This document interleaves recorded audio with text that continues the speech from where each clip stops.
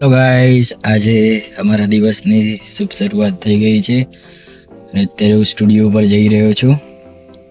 સવારે જયરાજનો ફોન આવી ગયો હતો કે તું વહેલા આવી જાય તો તને નાસ્તો કરાવું.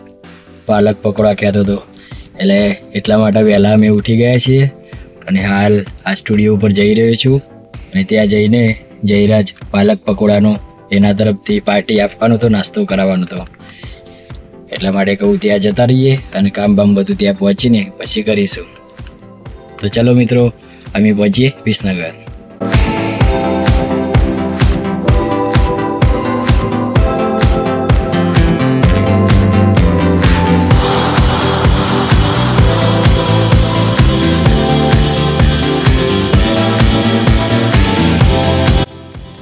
ચલો ગાઈસ, તો અમે વિસનગર આવી ગયા છીએ.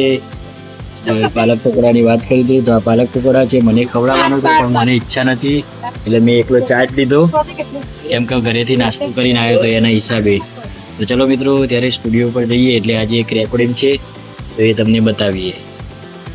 હેલો ગાઈસ, તો તમને વાત કરી હતી એમ અમે વિસનગર આવી ગયા છીએ અને સ્ટુડિયો પર રેકોર્ડિંગ હતું તો રેકોર્ડિંગ માટે પણ આવી ગયા છીએ. તો કિશનભાઈ આવી ગયા છે અને બીજા એક સિંગર પણ આવી ગયા છે.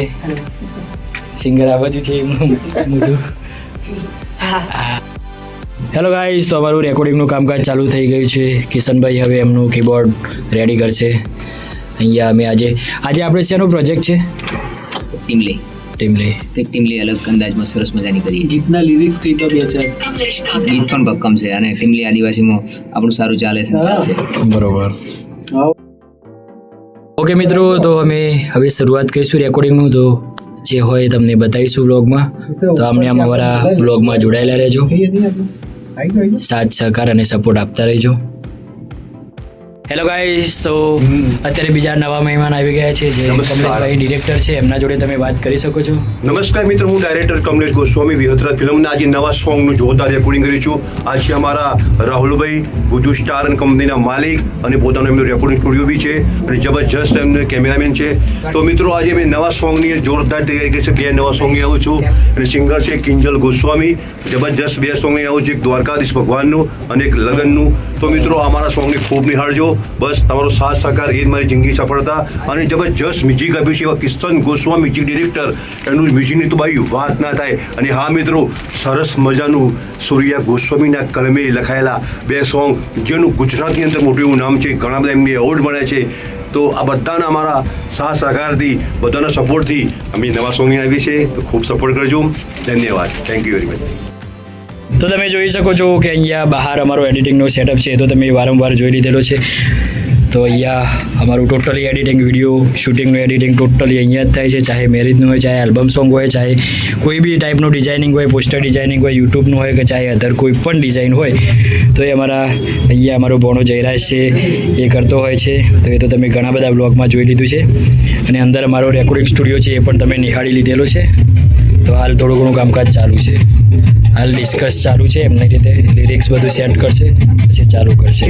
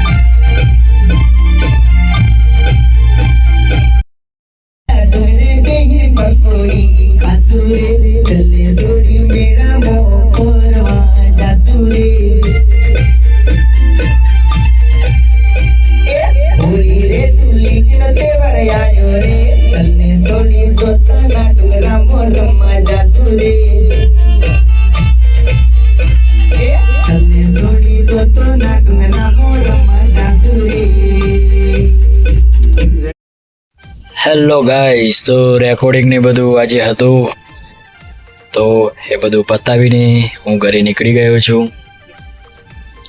અને આજે સાંજે તો ત્યાં કમાણા ગામમાં રમેણમાં યુટ્યુબ લાઈવ કરવા માટે જવાનું છે. તો એટલા માટે થોડાક વહેલા ઘરે જતા રહ્યા, કેમ કે ઘરે બધો સેટઅપ પડ્યો હોય એ બધું ડેકીમાં મૂકીશું, સામાન બધો પેક કરીશું અને પછી અમે નીકળીશું ટાઈમ થશે એટલે.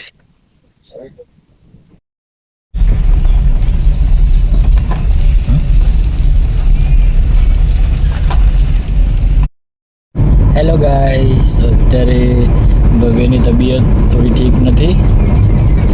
ભવ્ય થોડા ઢીલા થઈ ગયા, તાવ આવ્યો એટલે હસતાય નહીં. દવા લઈ લે છે ને એટલે ફ્રેશ થઈ જશે પાછા, નહીં ભવ્ય? હા.